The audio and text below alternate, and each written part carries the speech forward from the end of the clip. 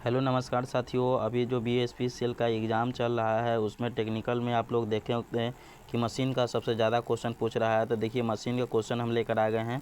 इसको हाली रिवीजन करा देते हैं। इसको एकदम स्पीड में आप लोग देख के जाएंगे और पूरा जो क्वेश्चन है DC जनरेटर से, DC मोटर से और transformer, alternator, 3 phase, single phase, ये सभी यानी सबसे ज़्यादा मशीन से क्वेश्चन आ रहा है। तो आप लोग इसको देख कर जाएंगे। देखिए अभी हम DC जनरेटर का हम करवा देते हैं। DC जनरेटर का अभी टॉप क्वेश्चन है, वन लाइनर है। इसमें हम जो भी VVI होगा उसको हम अभी टिक करवा देते हैं। तो ज़रूर इसको देख कर जाइएगा। एकदम 10 से 20 नंबर एकदम फिक्स है कि जी इसमें से आएगा ही आएगा। 20 नंबर तो नहीं, लेकिन अगर 10 से 15 नंबर अगर देख कर जाते हैं तो इसमें 100% मान के चलिएगा कि इसमें से आएगा ही आएगा। इसलिए आप लोग रिव्यू देखते होंगे तो आप लोगों को पता चल गया होगा, क्योंकि मशीन से जब सबसे ज़्यादा क्वेश्चन पूछ रहा है। तो अभी हम DC जनरेटर का हम करने जा रहे हैं। आप लोग ज़रूर इसको ध्यान से देखिएगा।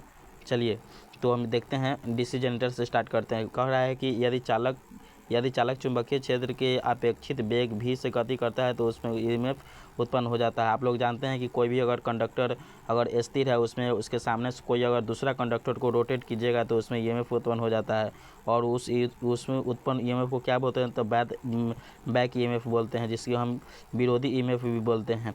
तो इसको तो आप लोग पढ़े होंगे सब्जेक्टिव में, इसको बताने की ज़रूरत नहीं है। आप लोग देखते चलेंगे, हम सिर्फ वन लाइनर को हम टिक करते चल रहे हैं।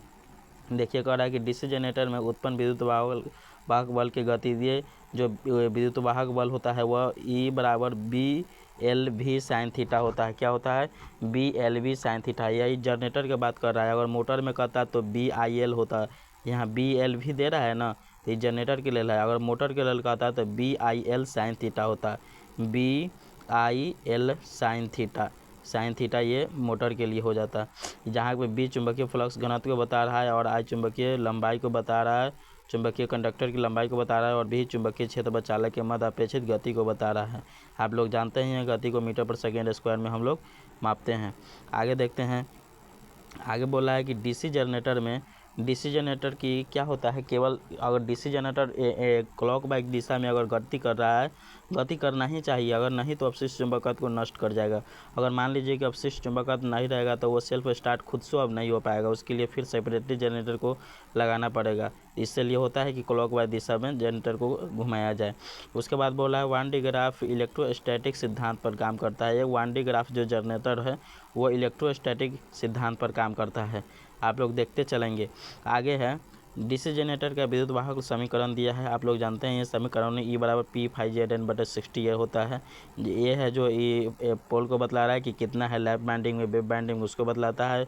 और F जो है फ्लक्स को बताता है, Z कंडक्टर को, और N गति को, और P पोल को बतलाता है, और E जो है ये विद्युत वाहक बल को बतला रहा है। ठीक है, इसमें देखते चलेंगे। आप लोग को बता चुके हैं ये लैप बैंडिंग और ये समांतर पथों की संख्या, लैप बैंडिंग में पोलों की संख्या बराबर होता है, और समांतर में लैप में समांतर की संख्या पोलों की संख्या के बराबर होता है। और समांतर में अगर वेव बैंडिंग में देखेंगे तो एक की संख्या पोल कितना होता है, तो 2 होता है। आगे हैं, आगे देखिए। इसके बाद यहाँ से हम देखते हैं, इसको देखते चलिएगा, बहुत ही VVI सब है। उसके बाद है DC जनरेटर में प्रयुक्त चिन्ह को आप लोग तो जानते ही हैं कि D रहेगा तो सीरीज वाइंडिंग, E रहेगा तो शंट वाइंडिंग, A रहेगा कम्यूटेटर आर्मेचर का टर्मिनल, और F है चुंबकीय क्षेत्र, और इसी में अगर C पूछ देगा तो कम्यूटेटर याद रखिएगा। ठीक है, आगे देखते हैं। ये फिगर दिया हुआ है तो फिगर आप देख लीजिएगा। उसके बाद शंट जनरेटर पर आते हैं। शंट जनरेटर इसमें ये VVI है, एकदम VVI इस पर पूछबे करेगा। देखिए इसको स्थिर वोल्टेज जनरेटर कहते हैं। पूछेगा कि किस जनरेटर को स्थिर जनरेटर वोल्टेज कहते हैं, तो याद रखिएगा शंट जनरेटर को। पहले इसको या शंट बाउंड जनरेटर दिया है, शंट कंपाउंड, लेकिन जो स्थिर वोल्टेज पूछेगा ना तो शंट ही मारिएगा। ठीक है, आगे है, इसका सूत्र है, देख लीजिएगा। आगे हम देखते हैं। देखिए लॉन्ग शंट तो आप लोग जानते हैं, ये पढ़े होंगे, उसको ज़रूर देख के जाइएगा। शॉर्ट शंट और लॉन्ग शंट, इसमें अगर मान लीजिए कि यहाँ लॉन्ग शंट का फिगर दिया हुआ है तो इसमें अगर ऐसे पहचान सकते हैं, जैसे मान लीजिए कि यहाँ सब बड़ा सा फील्ड है शंट फील्ड, और इसमें देखिए आर्मेचर है और सीरीज फील्ड है। सीरीज फील्ड और आर्मेचर दोनों किसके पैरेलल में है, तो शंट फील्ड के पैरेलल में। तो इससे हम समझ सकते हैं कि ये क्या है, लॉन्ग शंट है। ठीक है, और उसी में अगर शॉर्ट शंट का बात करता रहता ना तो जो ये शॉर्ट शंट फील्ड है वो सिर्फ आर्मेचर के ही पैरेलल में रहता है, एक के आर्मेचर, तब हम समझ जाते हैं कि ये शॉर्ट है। लेकिन यहाँ दोनों को दिया इसलिए लॉन्ग शंट है।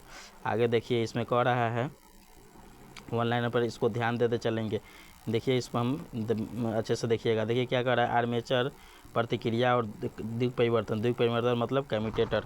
देखिए डीसी मशीन में आर्मेचर एमएफ त्रिकोणमिति होता है। डीसी जनरेटर के आर्मेचर में जो उत्पन्न ईएमएफ होता है ना, उसका फिगर पूछ देगा तो कैसा होता है, त्रिकोणमितीय होता है। ठीक है, उसमें मुख्य चुंबकीय फ्लक्स व आर्मेचर चुंबकीय फ्लक्स प्रभावी आर्मेचर प्रतिक्रिया होता है। मतलब मेन फ्लक्स पर जब आर्मेचर का जो प्रभाव पड़ता है और उसमें जो कट होता है उसी को आर्मेचर रिएक्शन बोलते हैं इंग्लिश में। आर्मेचर प्रतिक्रिया को इंग्लिश में क्या बोलते हैं, आर्मेचर रिएक्शन। आर्मेचर प्रतिक्रिया के कारण एमएन की स्थिति परिवर्तित हो जाती है। एमएनए का मतलब क्या हुआ, magnetic neutral axis. Magnetic neutral axis क्या हो जाता है, चेंज हो जाता है।